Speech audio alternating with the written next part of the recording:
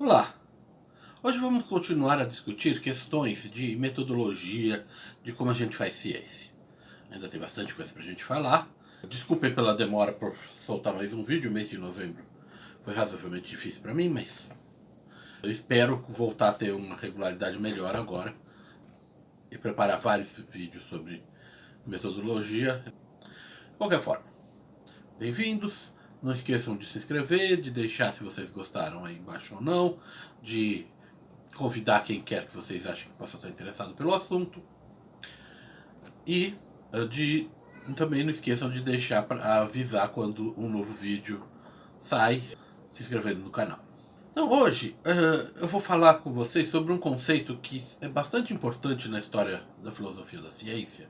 E ainda que ele tenha algumas limitações sérias na hora que a gente for pensar mais a fundo sobre ele é uma ótima primeira ideia para indicar se a gente pode ou não estar num caminho correto. Aliás, com vários conceitos em filosofia da ciência e metodologias estatísticas, a gente tem aprendido que muitos deles foram excelentes avanços na época que eles foram propostos, permitiram que várias coisas ficassem mais claras, que várias coisas fossem feitas de forma mais competente, mas isso não quer dizer que, em última análise, eles estejam corretos, e não quer dizer que eles não possam ser ainda melhorados como conceito. O conceito que a gente vai falar hoje e que cai exatamente nessa categoria, é a ideia do Karl Popper da falseabilidade. O que é isso? Karl Popper estava preocupado com poder dizer se uma teoria era científica ou não. É um problema clássico chamado problema da demarcação. Quando uma ideia é científica, quando uma ideia não é. Se vocês notarem, quando a gente discutiu os problemas de probabilidade indutiva, a gente não mencionou isso. Eu falei para vocês que, em princípio, eu deveria usar todas as ideias, todas as teorias. Ou seja, desse ponto de vista, o problema da demarcação não existe. Todas as ideias seriam aceitáveis, exceto que algumas a gente concluiria que elas são tão improváveis que eu posso de fato me livrar delas sem nenhum problema. Porque eu não espero que elas sejam realmente verdadeiras. Eu não tenho certeza, mas elas são tão improváveis que, do ponto de vista prático, elas podem ser ignoradas. E ser consideradas talvez não científicas, ainda que não seja... Eu não gosto do termo. Ainda assim, era o que o Popper estava tentando fazer. Dividir ideias entre ideias que são científicas e ideias que não são científicas. Por exemplo, astrologia e astronomia. Claramente a astronomia é uma ciência, claramente a astrologia, do ponto de vista dele, não é uma ciência. Eu diria que o que a gente pode dizer é que claramente a astrologia não funciona. Nunca funciona. Ela é a mesma coisa que informação nenhuma. Em todos os experimentos que a gente fez a sério, indicam isso. No entanto, isso não quer dizer que, como uma ideia inicial, por exemplo, como ela foi proposta pelos antigos que não sabiam e não tinham acesso a esses dados, era uma ideia válida. Popper diria que isso significa que ela foi uma ciência e deixou de ser na medida em que dados foram mostrando que ela está errada, porque ela passou a ser uma teoria errada. Mas de qualquer forma, o problema da demarcação consiste em verificar se uma ideia é científica, ou se essa pode ser considerada uma teoria científica ou não. E o Popper queria resolver isso. E o que ele propôs foi usar a lógica dedutiva nesse problema. Que a gente já discutiu muitas vezes que não funciona, mas que de fato ela consegue dizer algumas coisas pra gente. O que ele propõe? Bom, se eu tenho uma teoria, e essa teoria prevê alguma coisa, e eu observo que essa coisa de fato acontece, a gente já discutiu esse caso, é o caso padrão de lógica em que se A, então B, eu observo B, isso não prova que A é verdade. O Popper sabia isso muito bem e ele falou que, portanto, quando um experimento confirma uma teoria, ele não prova que a teoria é correta. A gente continua, portanto, fazendo experimentos, até chegar a um experimento que prove que a teoria está errada, quando a gente troca por uma outra teoria melhor. Porque se A é verdade, se a teoria é verdade Então B, um específico resultado experimental deve ser verdade, e eu observo que B é falso, a gente concluiria que A tem que ser falso. Popper sabia que também isso não é verdade, porque talvez essa demonstração esteja errada. Talvez o meu aparato experimental tenha montado o experimento errado, e o que a gente realmente conclui, que a gente já discutiu isso várias vezes, é que tem alguma coisa errada. O que precisa ser visto. O que o Popper dizia é que, portanto, de fato, um único experimento não prova uma teoria errada, mas se você começar a ter vários e vários e vários e vários experimentos, e todas as vezes a teoria está errada, chega uma hora em que você conclui que não são erros experimentais, não são erros de demonstração, o erro é a teoria. Note que isso é uma espécie de argumento indutivo. Quando que você conclui que você já tem prova o suficiente, você também não tem como provar do ponto de vista lógico. Então ele tentou esconder, num argumento de lógica dedutiva, certas considerações que ele sabia que não tinham certeza ali, mas que davam uma aparência melhor para a questão de que, de verdade, a gente tem certeza nas teorias. E sempre tem. A incerteza pode ser ridiculamente pequena, mas ela sempre está lá. De qualquer forma, o que ele propôs é que toda teoria, portanto, para ser considerada científica, ela deveria ser capaz de passar por esse processo. E esse é o conceito da falsibilidade. A teoria, para ser considerada científica pelo Popper, teria que ser capaz de fazer uma previsão que pudesse ser testada em laboratório, de forma que, se desse errado, a gente começaria a desconfiar muito seriamente da teoria. Não acho que eu posso dizer isso também em termos de lógica indutiva, como eu acabei de fazer. Eu não disse que eu vou provar que a teoria está errada, eu disse que eu vou começar a desconfiar simultaneamente da teoria. Ou seja, o conceito de falsibilidade não depende só da lógica clássica, muito embora ele seja apresentado dessa forma, mas o conceito seria que toda teoria deveria fazer esse tipo de previsão. Uma previsão que a põe em risco.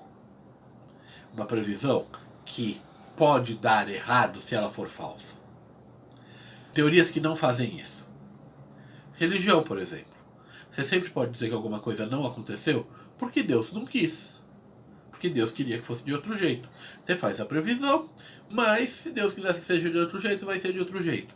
Então nenhuma previsão feita a partir das suas ideias religiosas realmente testa a sua teoria. Note que isso não quer dizer se nada sobre se a religião está certa ou está errada.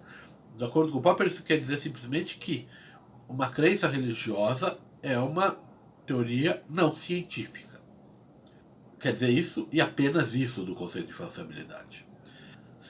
Mas o Popper não parou por aí. Outra teoria que ele considerava completamente não científica era a criação da psicologia pelo Freud.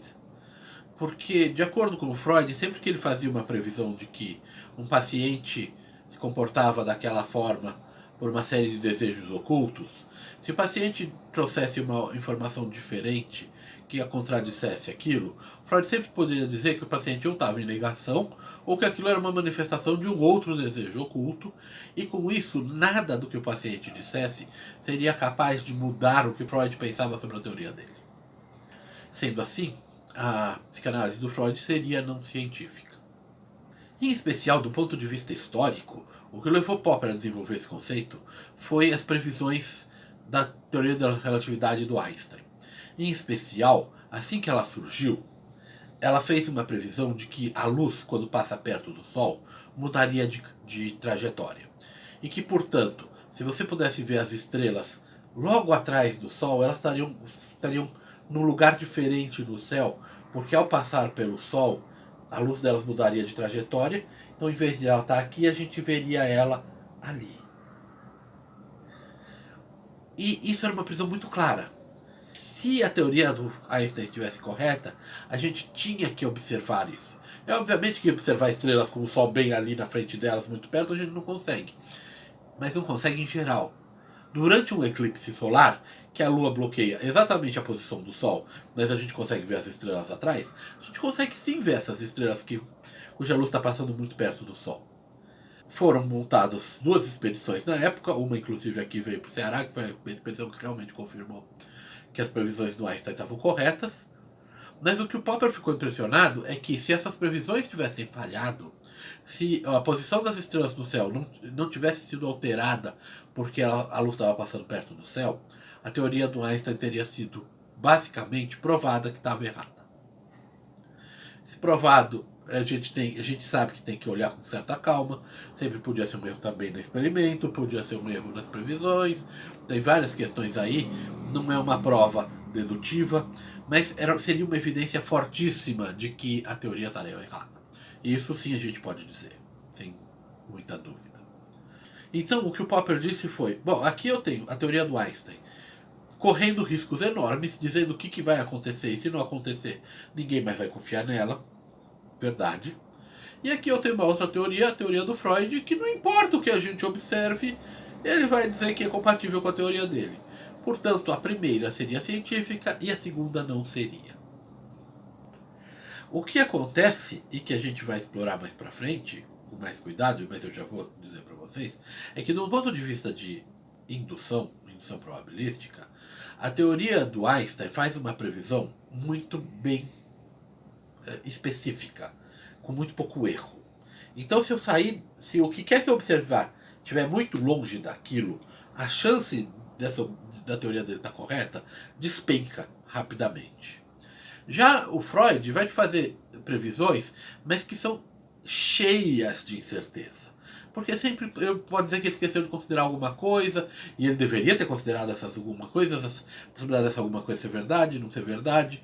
Numa estimativa completa da teoria dele, ele deveria já ter considerado todas essas hipóteses, o que não é possível fazer, porque a gente é humano, então fazer isso depois é o que sobra para ser feito mesmo.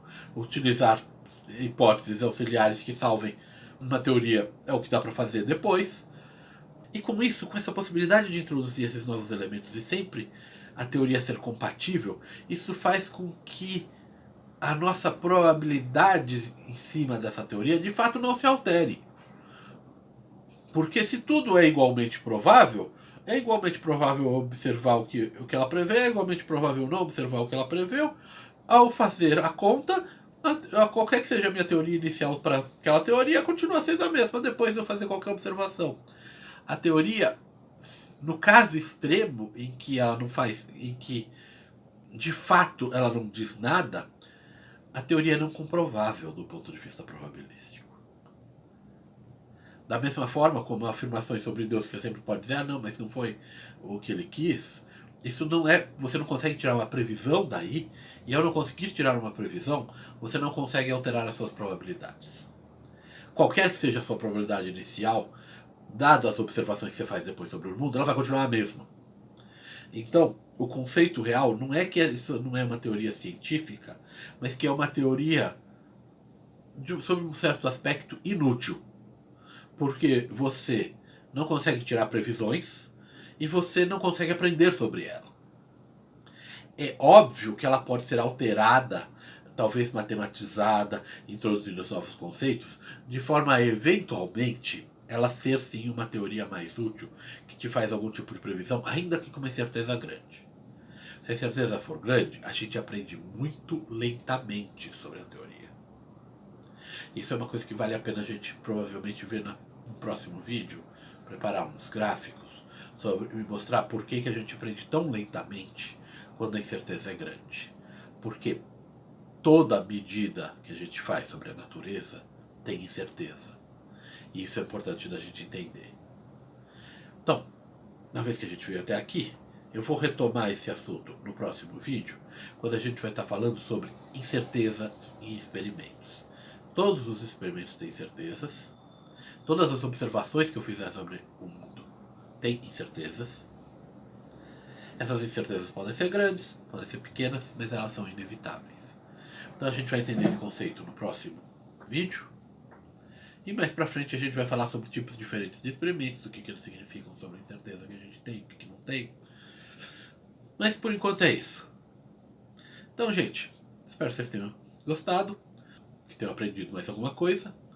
E não se esqueçam de compartilhar, deixar aí embaixo se vocês gostaram ou não, inscrever no canal e dizer para quem quer que vocês acham que possa estar interessado no assunto que eu estou colocando os vídeos aqui, tá bom? Obrigado, até a próxima.